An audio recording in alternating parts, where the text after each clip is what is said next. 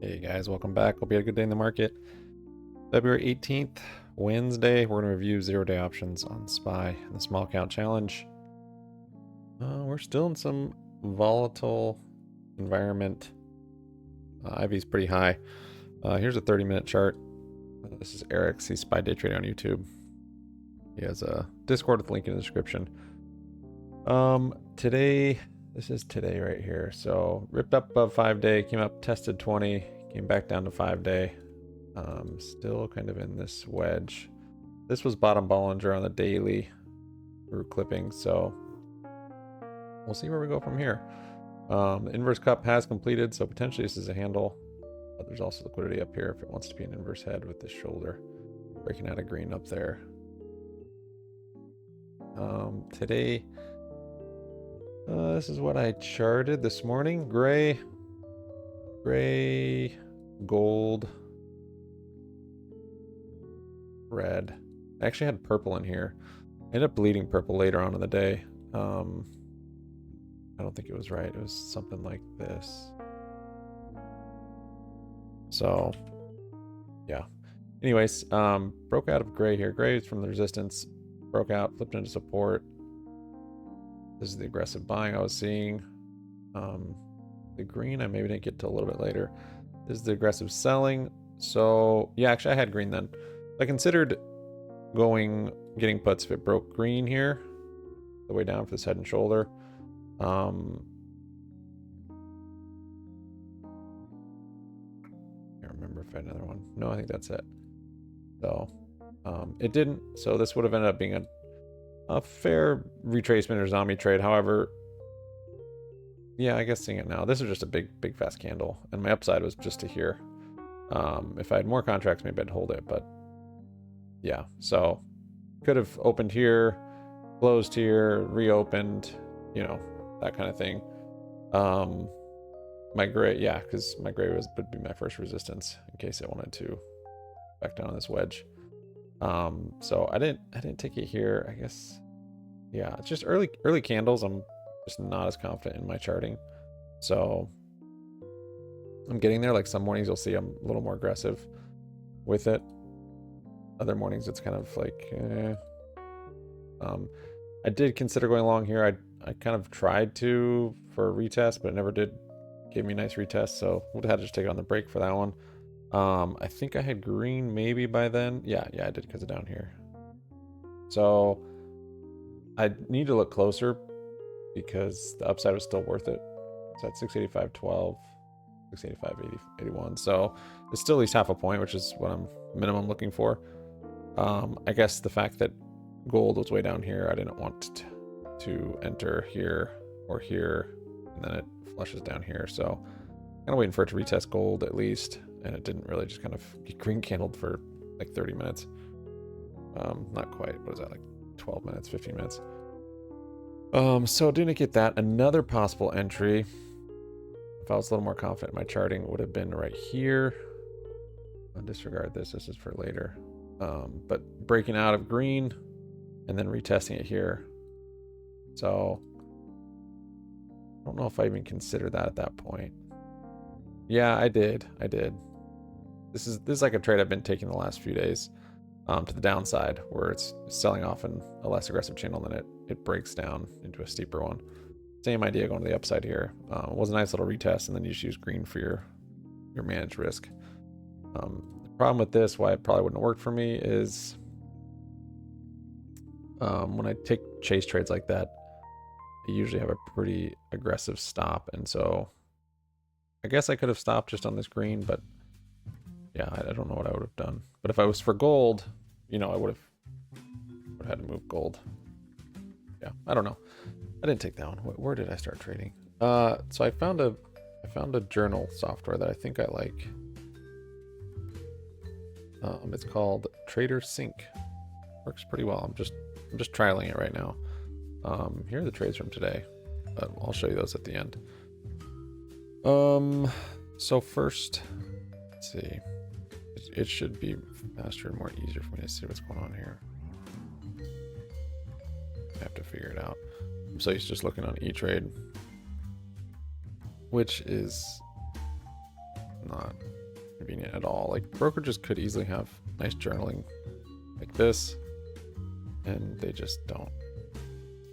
This breaks down each trade, which is pretty nice. Although I'm not sure on the timing. Yeah, I think that was it. Let me just double check this, because that's weird. The timing's just a little bit off.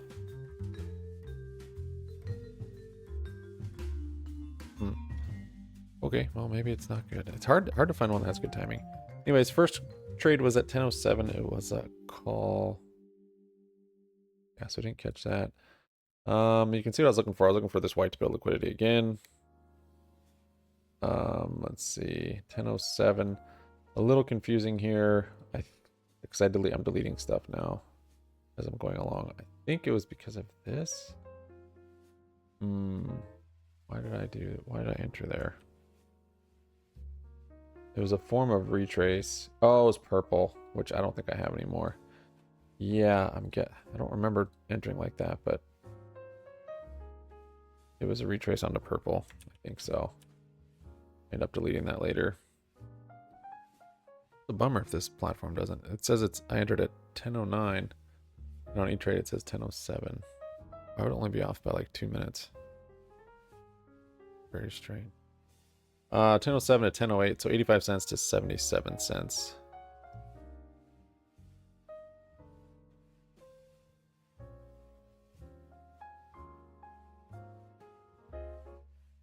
Seven. Yeah, pulled out right here once it broke back through the purple. Next trade 10:14. The call. So this was a nice little setup. Let's see, are we there yet? No, we're not. So didn't build a whole lot of liquidity here with this move, but I had it in mind, so I wasn't trying to get a home run here. I never hardly am. I entered here on the 10:14 when it broke the white.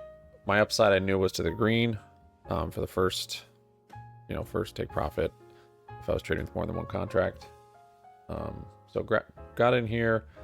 This was 687, 78, 688, 39. So over half a point. I guess I was just kind of reliving this in my head and thinking I should have looked closer on this. That would have been worth it. And so jumped in here. This gold wasn't here at that point. I think I just had green. And it was 89 cents to $1.15. So it's 10:14 to 10:17. So right here, closed on that candle. Just a little scalp there. But the range is still pretty large. I mean, some of these candles are at least half a point. Yeah. So still have a big range to trade with. So at that point I was up pretty good. Not a whole lot, but pretty good. Next year was at 10:36. 10:38 it was calls. Oh yeah, okay. So this was actually a nice trade. This one would have been a great trade and set me up great for the rest of the day. I just got a little complacent and I don't know, lazy, just didn't feel like suffering anymore. But when you're in a trade, you're basically suffering, waiting for it to do what you think it's going to do or get you out of it. And then even if it does start to do what you're doing, what you want it to do, you're suffering holding. Anyways, so as you see here, white was actually later. This was my original white. Yep. So right here, took that break. I then put in this white, which was a less aggressive, bullish controlled selling.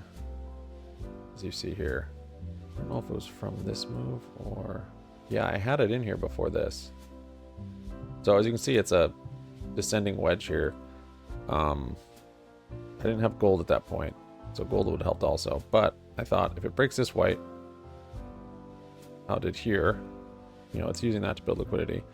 I've got upside at least to this, so it's a small range, but potentially it'll break through that. And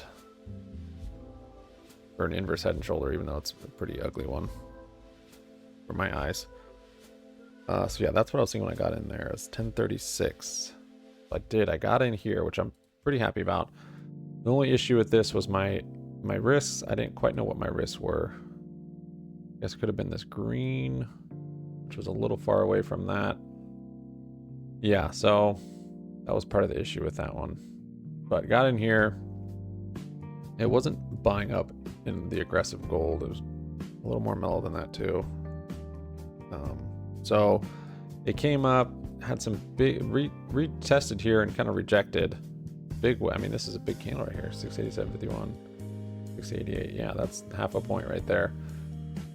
And so I'm like, oh man, I don't want to take profits this quick because, you know, I'm trying to get it for the break on this, and if it breaks here, I want to get back in. So to just reduce my stress and end my suffering, just decided to put a break-even stop, and this little candle stopped me out.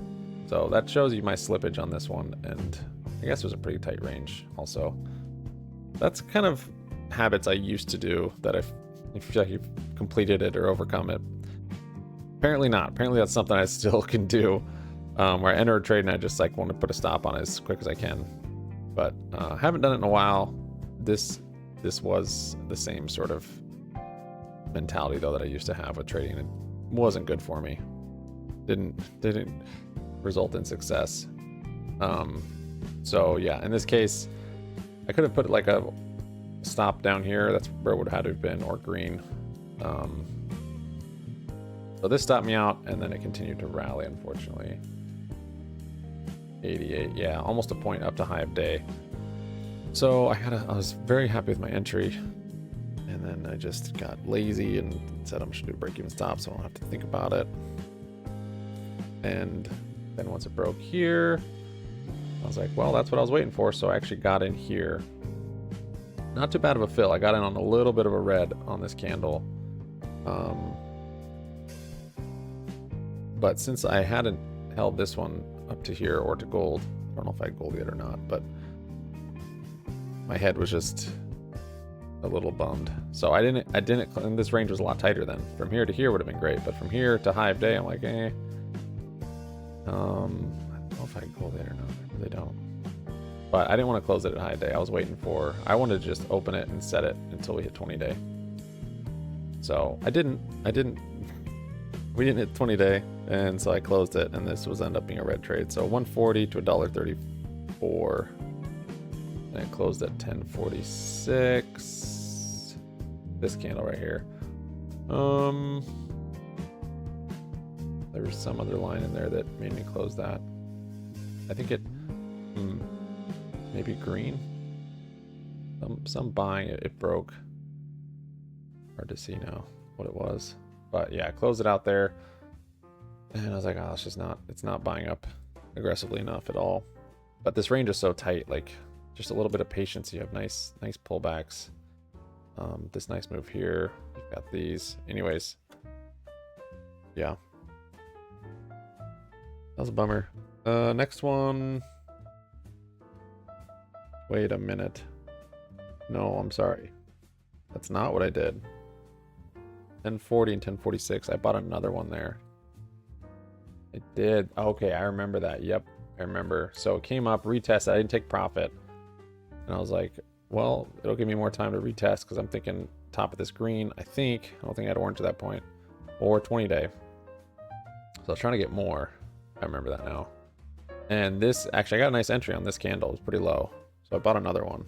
So first one I bought for 140. Next one was 134. And then at 1050, closed one of them. Once I kind of started to realize this isn't buying up in anything fancy. And I want to just reduce my risk, I think. Did I sell them both? Let's see. Oh, I sold them both there for $1.40. So just a small loss because I got a nice fill on the entry on that second one. Sold them both at 50 for $1 loss. Yeah, once it had clipped high of day and didn't keep going, I was like, I'm out. There was another, I think this was green actually. What was it? Something. I'm buying. Yeah.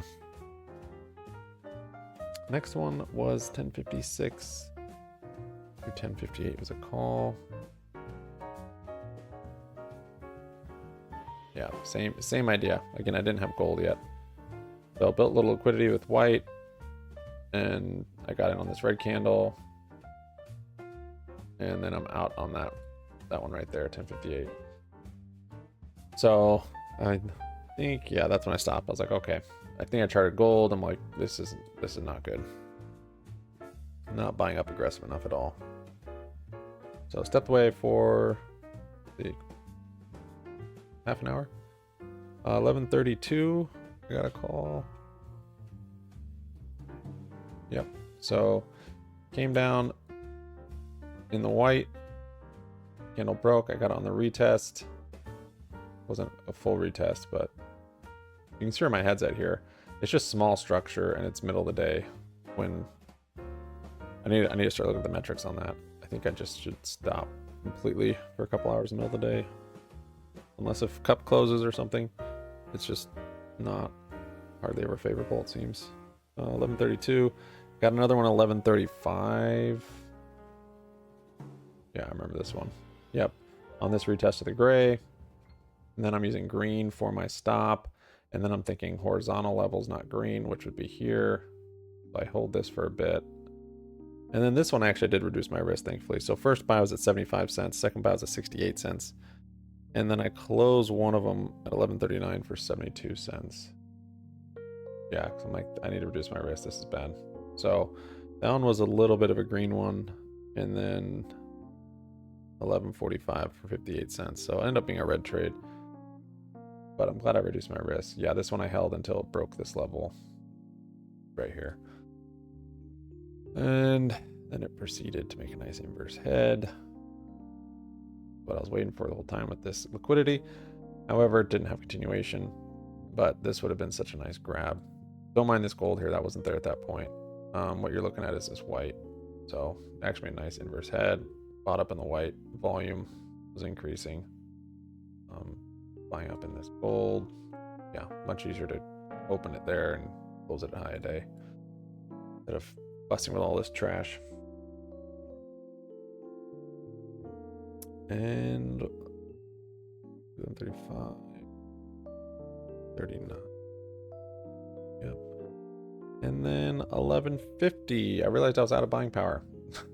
I was getting higher delta strikes, and since Ivy's higher, everything's more expensive. So I'm running out of buying power pretty quick. Wait, 11:50? Oh yeah, 11:50. Okay, 11:50. I got a call, 24 cents. That's for, okay. Then I had gold at that point. This was a retracement or zone of mutual interest, trying to catch the inverse head here. Got on this candle. It looked like a reversal candle on my gold. Closed it out on this candle when it broke through. So it just retraced a little further, that inverse head. Yeah, I should probably stop trying to catch those. Better just to wait for the break.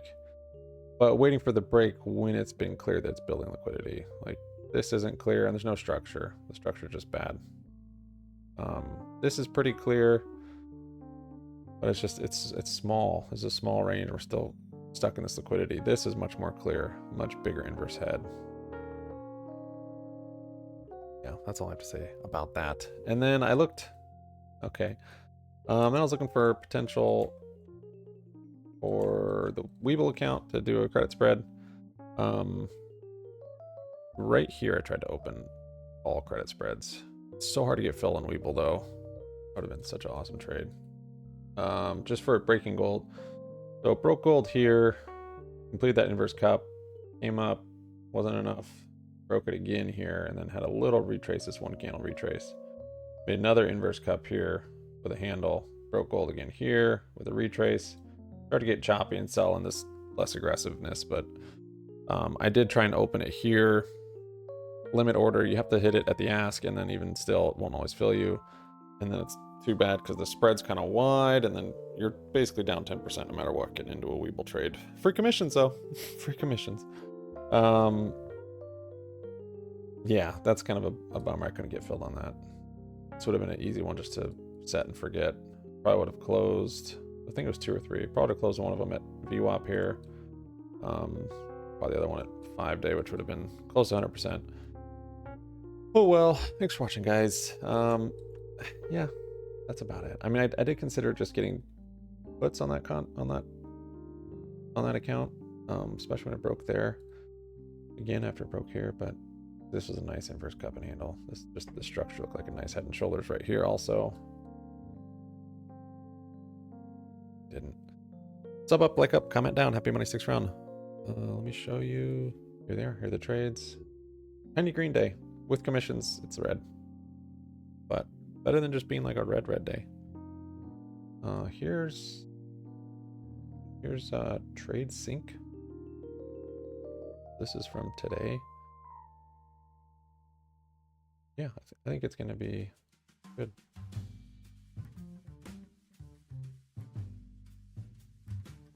I don't know why it's only showing me today now. Show me more than today. Okay, well, that's it. Thanks, guys. See you tomorrow. Peace out.